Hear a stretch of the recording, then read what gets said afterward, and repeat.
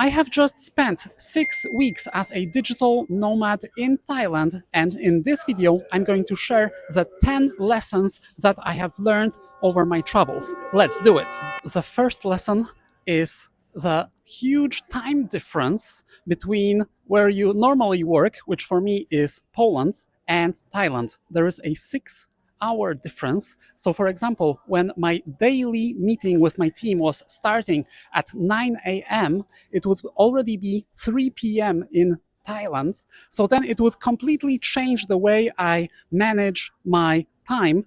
So then in the morning, I would go to the beach and have a good time, have some coffee, spend time on adventures, and only at around 1 or 2 p.m., I would start working. And then I would work until something like 9 or 10 p.m. So then you really have to calculate whether this is a schedule that would work for you. The next lesson is that you can actually get a lot of stuff done while traveling around Thailand because there is coffee and matcha everywhere here. Actually, 7-Eleven is one of the top places I've been visiting every day while in Thailand. And for something like $1 or $2, you can get your favorite brew that is going to energize your work sessions. Lesson number 3 was a painful one.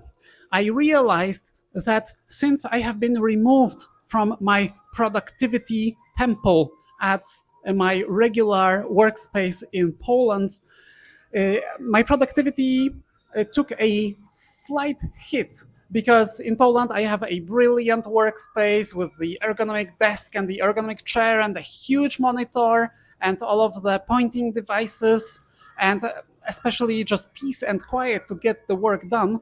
But here I had to adapt and be able to work throughout this chaotic days and the chaotic environment that I was frequently put in, working from cafes and some places with sometimes spotty internet and only my laptop. So actually, now that I'm thinking about it, I would take some additional equipment if I was doing it all over again. For example, a stand for my laptop and perhaps an external keyboard and maybe a mouse just to work in a more ergonomic position. The other thing is that I would rent a place with a better desk so I could actually work properly instead of just sitting on the couch or just sitting on my bed and working from there, because it's just not the most comfortable way. The next lesson is that my phone has become one of my top productivity tools while just traveling in Thailand, simply because I didn't want to drag my laptop everywhere and it wasn't really comfortable to set up a remote workstation in some of the places that I've been traveling through, as well as just while I was on public transport or in a bus or on a train, I would just pull out my phone and start some time tracking, for example, with the Toggle app, and then already complete a few really cool tasks while on the move. And while we are talking about the phone, I definitely recommend downloading the Airlow app, as well as the Grab app and Revolut. The next lesson is that before traveling to Thailand or anywhere in Southeast Asia, you would probably think that you are going to be working just from cafes and co-working spaces, but this is not always true, especially if you have a lot of calls with your team or with your clients. I have had a lot of calls, and I would actually spend most of this time in my apartment that I have been renting. Camera person, come a little bit closer because people really need to hear that. The thing is that you will be spending a lot of time in your apartment that you will be renting because the internet is going to be way better there. Actually, we had really fast internet and this is not something that you will achieve sometimes in a cafe where the internet will be much slower, but also it's going to be really noisy. So if you want to stay professional and keep that professional appearance, you will really need to spend quite a bit of time in the apartment or the hotel room that you are renting. The next lesson is that you are not going to be working as much as you would in your home base. I think this is kind of obvious, but I just wanted to um, mention that because I was imagining that I would be as productive as I would be while working from my home base. But this was simply not the case because in Thailand there are so many things to do. There are so many adventures to be had. And the vibe is just so energized. It's full of people, as you can see here. There's something going on all the time. And then at 9 p.m., I wouldn't just go to sleep when I was finishing work. Actually, we were going out to night markets just like this, or to some kind of events. And then in the morning, you would also do day trips and go to the beach, hang around with monkeys and cats, and eat all sorts of amazing Thai food. So it was just not so easy to spend so much time working. And I think that was a good thing, actually, to get some distance from work. This brings me to the next point, which is that you suddenly realize that work is not so important as before. Because while working in Poland, I would often think that the deadlines, the looming deadlines, and the projects, they are life or death almost situations. But this certainly isn't the case when you are in a place like Thailand, where you have so many adventures, you meet so many new people, and you are traveling all over the place.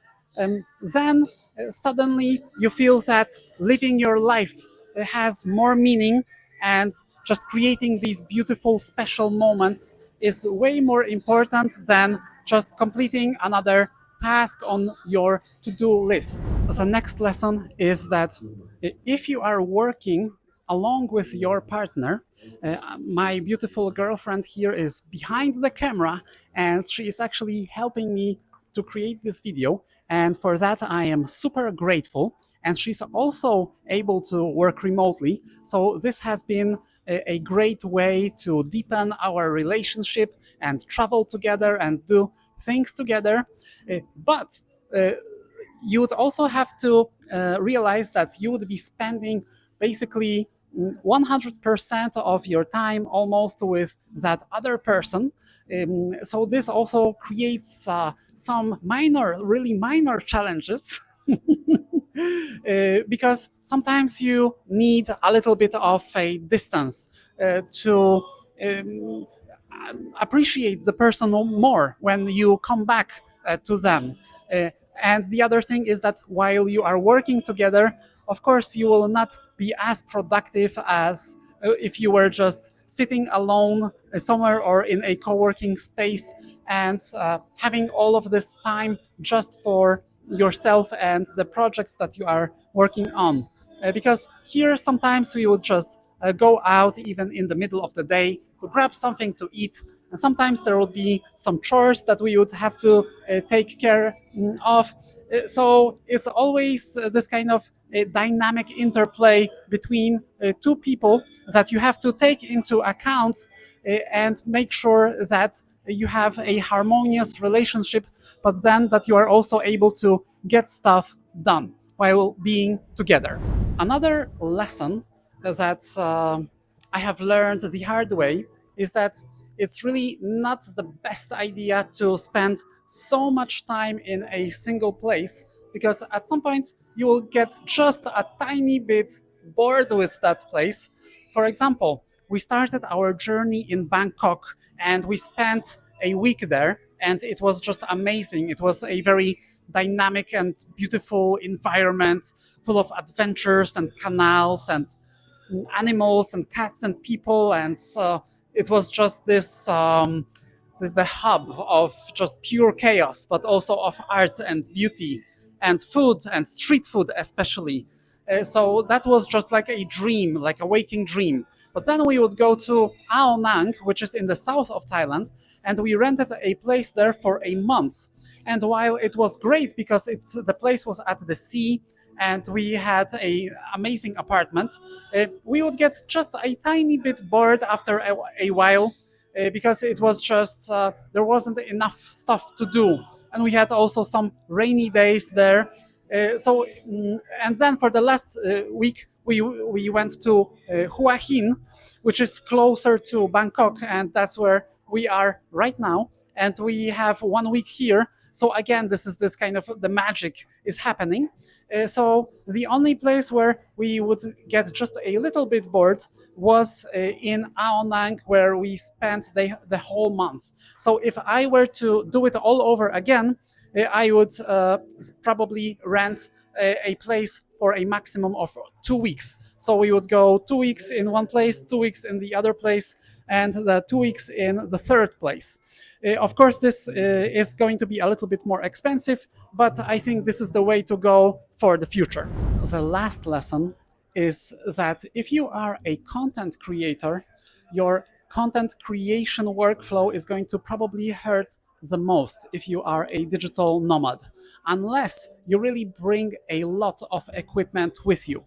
I only have my MacBook Pro and my Pixel phone from which we are recording right now, and this little Bluetooth microphone, and it has been a little bit challenging to really create high quality content from here, especially since I'm doing a lot of tutorials and screen shares and stuff like that. It's way easier to do content like this from my home base, where I have really great cameras and the full equipment and the microphone and the studio and everything else, and I can just press a few buttons on my Elgato Stream Deck and be just ready to roll.